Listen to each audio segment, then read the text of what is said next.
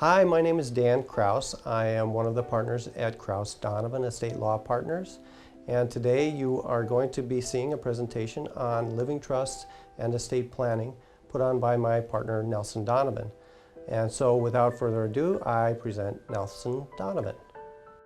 Hello, my name is Nelson Donovan. I'm one of the attorneys with the Krause Donovan Estate Law Partners, and today I'm here to talk to you about wills and trusts and why estate planning matters. Things that you want to know before you speak to an attorney. A little bit about myself. I was an Army helicopter pilot for 13 years, flew airliners, wound up as a financial advisor for RBC Wealth Management, and then went to law school. After law school, I joined the Army Reserve as a JAG attorney, and that's where I met my partner, Dan Krause. Dan Krause had a similar background in that he was active duty in the Army as a medic. Went and spent a couple of years in the Peace Corps in Africa, and from that he went to NYU to go to law school and wound up in the JAG Corps as an attorney as well, and that's where we met.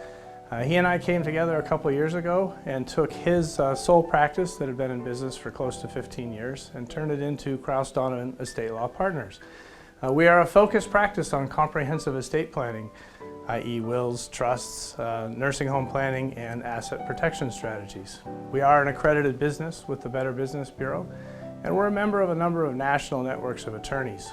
Wealth Council, which is where we get our documents, our drafting library. It's a collaboration of about 4,000 attorneys coast to coast that put all their heads together to make sure that we've got cutting-edge product, cutting-edge documents to take care of our clients' needs.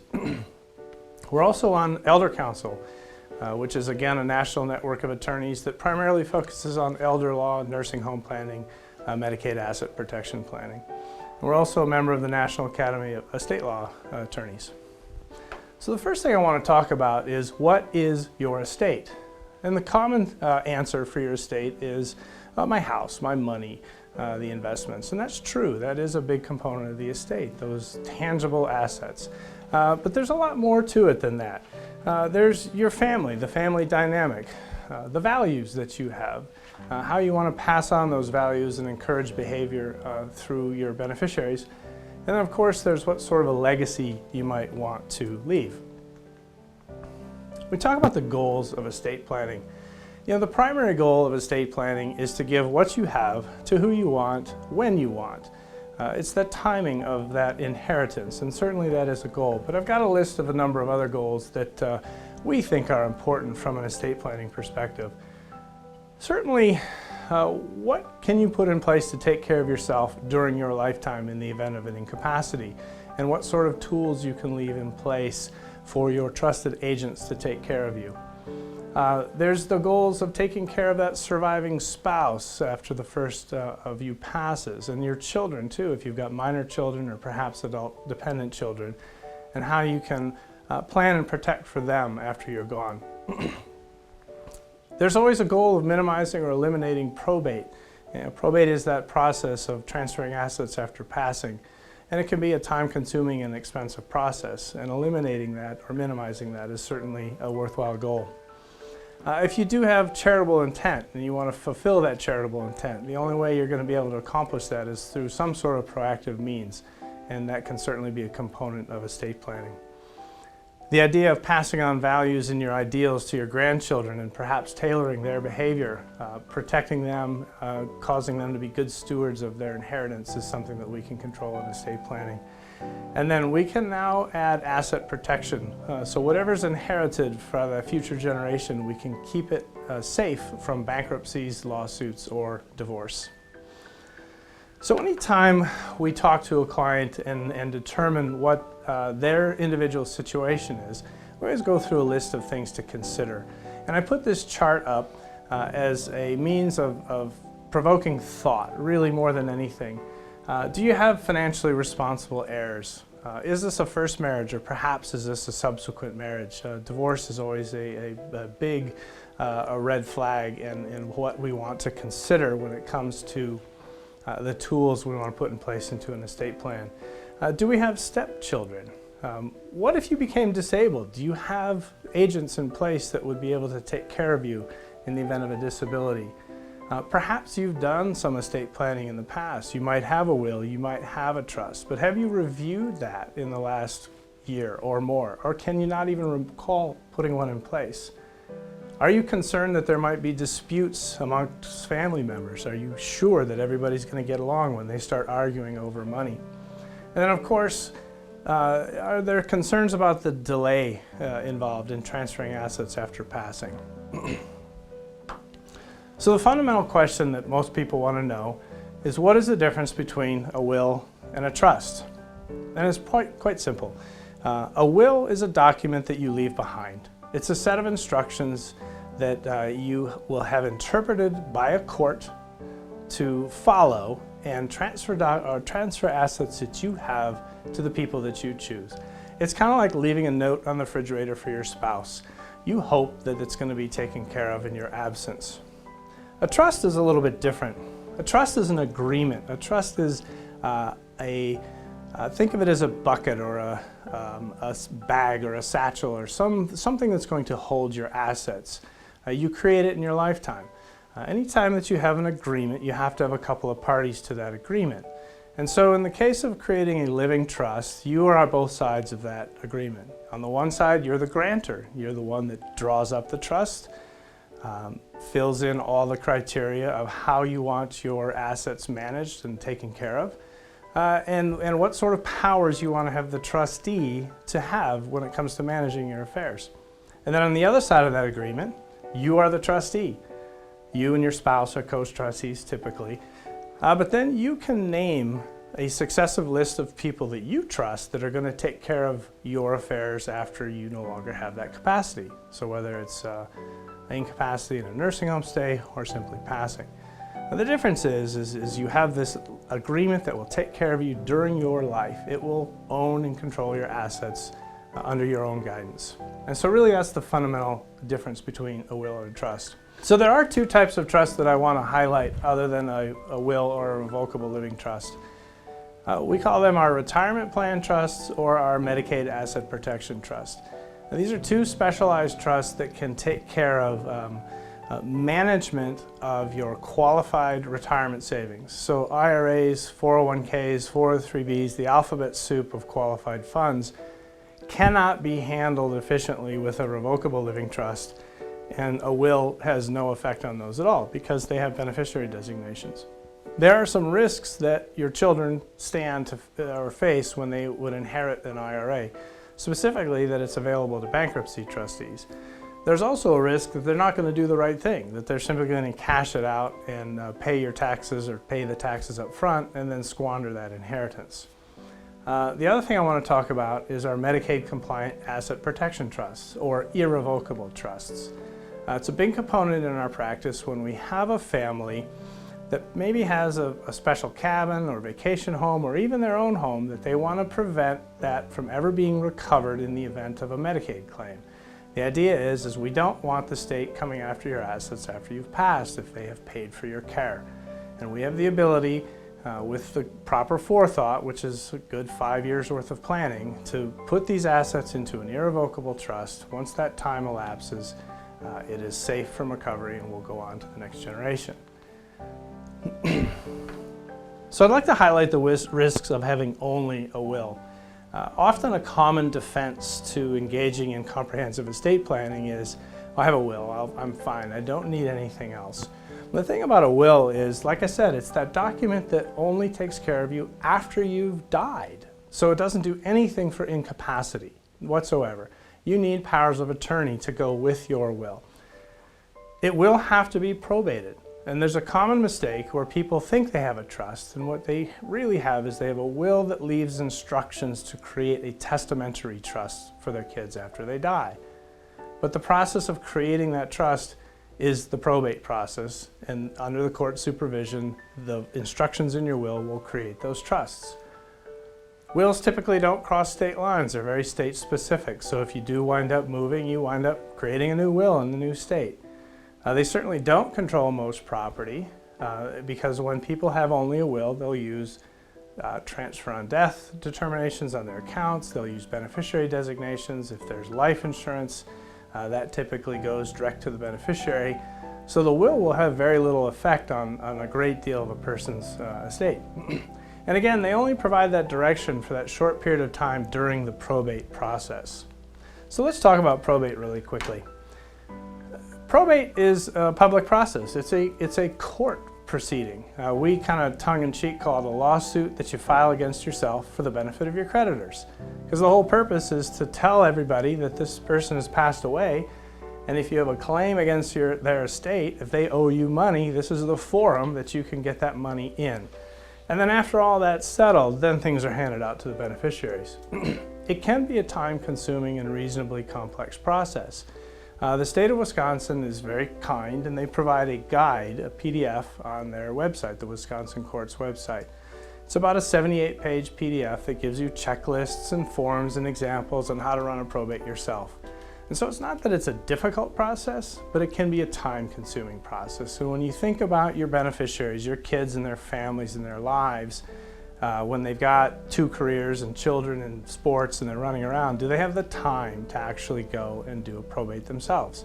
And commonly what they do is they hire a law firm, such as ourselves, that does administration of trusts or probate process for wills.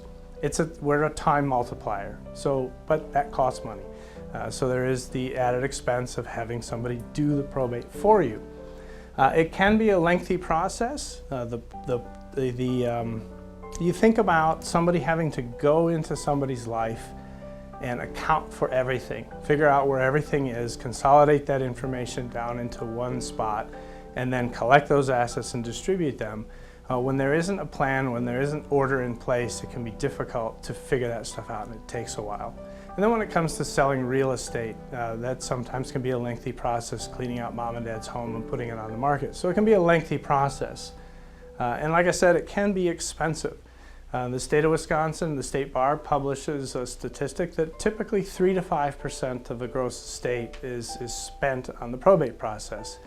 Now that includes some state statutory fees or a tax on every dollar that goes through probate.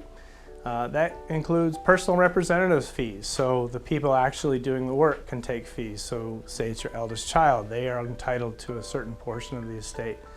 And then the rest is typically professional fees. And so that's typically 3 to 5% of the estate. There are some additional issues in probate that we want to consider. If you become incapacitated during your life and you don't have any guardians or agents in place, they're going to have to go to the probate court to get appointed to be able to take control in your life.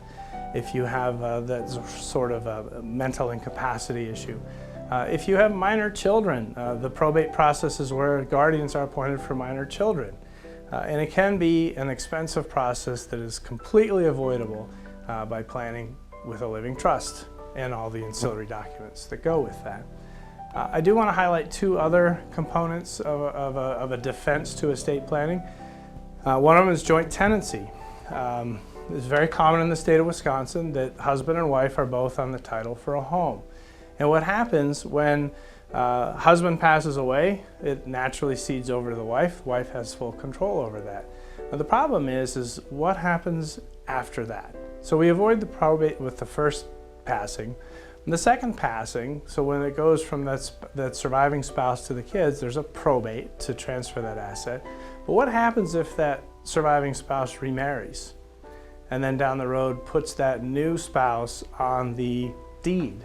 So you have the original wife, a new husband, and the original wife passes away. The new husband inherits that house out of joint tenancy, and then he decides to leave it to his kids from a previous marriage and not to the original owner's children. So you have that unintended heir, that unintended consequence of not controlling your assets by relying on joint tenancy. As I mentioned, it certainly doesn't avoid probate. On that second passing, there will be a probate. And there's potentially some unintended tax consequences. A defense to estate planning is people will say, well, I'm just going to put my child on my deed with me. So when I pass away, my son or daughter will inherit the house. The problem with that is when you're on the deed at the same time as joint tenants, you all own the same cost basis. So if mom and dad bought the house in 1960 for $35,000 and they die in 2015, and that Dane County house is now worth $400,000. If it passed through the probate process or through a trust, you would get a step up in basis, and that gain, the tax on that gain, would be wiped out. But if the child is on the deed with you, and you did that to save money on estate planning, the child inherits that original tax basis. So there could be a gain due on up to a few $100,000 worth of gain. 15 to 23.8% of that would be unnecessarily taxed, just to save a few bucks on the front end. And so there's a loss of control. Beneficiaries are the same thing. Beneficiary designations are what we have on our 401ks, our IRAs, our life insurance policies, our bank accounts, PODs, TODs, which is payment on death or transfer on death. Same thing. These have those potential unintended consequences of subsequent cascading onto unintended heirs. And so by relying on beneficiary designation, you do give up some aspect of control. If you are counting on the beneficiary designation, you have no ability to structure some sort of protection for a surviving spouse. And when I think about protection for a surviving spouse, the common situation is that nursing home romance, where somebody comes along to win their favors for the purpose of getting beneficiary designations changed. And by not locking those in with an effective estate plan, you stand the risk of siphoning off assets through that beneficiary designation. Again, there's a potential loss of control by relying on just beneficiary designations. We like to think that some sort of trust-based plan, whether it's a revocable living trust or perhaps an asset protection or Medicaid asset protection trust, is the best way when you want to introduce simplicity to your affairs by providing clear and concise guidance to your beneficiaries.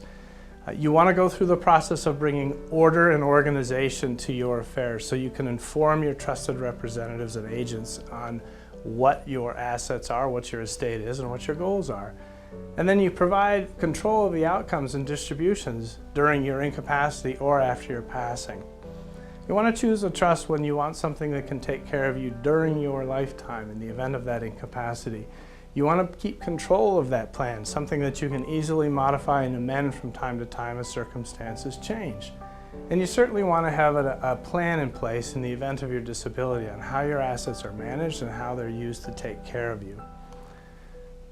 With trust-based planning, you can choose several outcomes when it comes to how the beneficiaries inherit. Of course, the default is just an outright distribution. Whatever goes to the kids goes to the kids. This is when you have reliable children that you're not concerned about drinking, spendthrift habits, those sorts of things. We think we have a better solution for that, but that's kind of the default, is the outright distribution. If there is a desire to control some of a child's inheritance, depending on how old they are, we often will stage out the distribution over time. So based on how old they are, we give them access to a certain percentage of the principal. And that allows a 25-year-old the ability to blow some money and make some dumb decisions, but really not blow their entire inheritance. But ultimately, we think the best choice are lifetime beneficiary controlled protection trusts.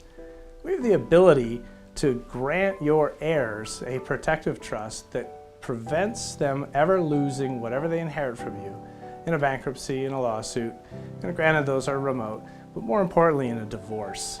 So if their child inherits, that money's never going to walk away in a divorce.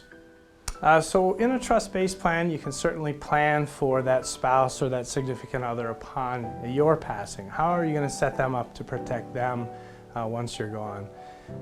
You can take care of minor children after your death. We can put in provisions to take care of adult children after your death. And we can protect assets, and we call them creditors, predators, and then future ex-spouses actually, potentially from that surviving spouse, but certainly for the children. We think with a trust, you're going to save money in the long run. Yes, they do cost a little more up front, but when you compare it to the cost of a probate, it does significantly less. You do minimize or completely avoid probate, and you can certainly save some income tax risk through effective estate planning. When you're out shopping for an estate plan, one of the things you want to do is find the right attorney. Any attorney can do a will or a trust for you, But I think that this is such a wide landscape of a lot of nuanced information that you want to find somebody whose practice focuses solely on estate planning. You want to find an attorney that will practice what we call a collaborative-based planning, somebody who is willing to sit down and involve your financial advisor or involve your agents or CPAs that you might have a long-standing relationship with, and really understand the dynamics of what you wish to do, how you have invested, how you are a steward of your money, and how you want to pass on those values. I think it's important to find somebody who will allow those agents into the relationship with your permission. You certainly want to find an attorney that charges a flat fee versus an hourly rate. If you were going to go buy a car, you go to the car dealer and you know what the price is, you negotiate your price, and you walk out with a car. You don't hire a mechanic at $250 an hour to build you a car, and then when he's done, he sends you a bill. And so find somebody that's going to quote you that fee up front and is going to stick to it, so you know exactly what you're in for. Ask yourself if that attorney has a plan to keep your process up, a process to keep your plan up to date. Are they going to sit down with you from time to time over the years and ensure that the agents are still good and the relationships are good and your distribution plan is how you want it? And it's going to keep you apprised of changes in the law, or maybe suggest opportunities to refine the plan or make some changes. Find somebody that has a definable plan for you.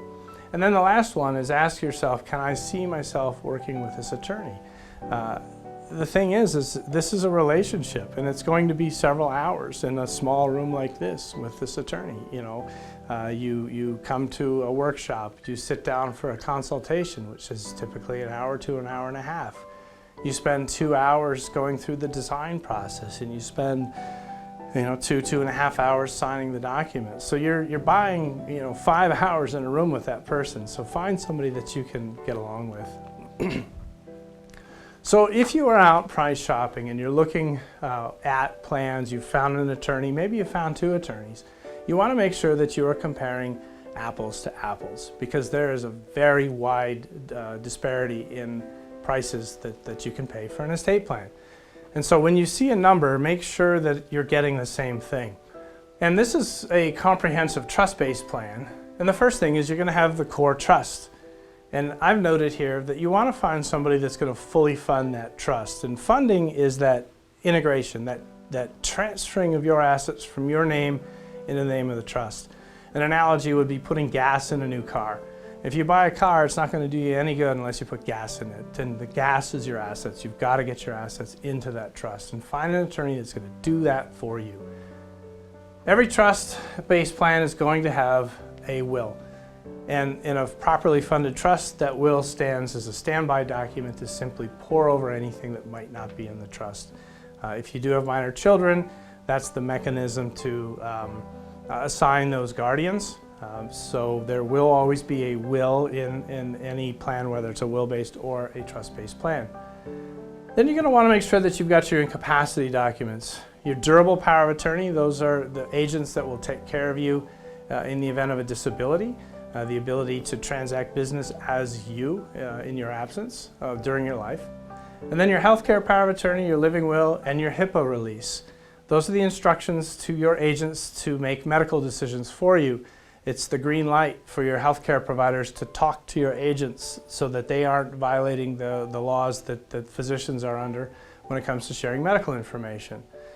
And then you're going to want to look for a personal property memorandum. In Wisconsin, that's now the tool that we use to transfer, if you have special things, collections, tools, sporting goods, things that you want to go to a particular person.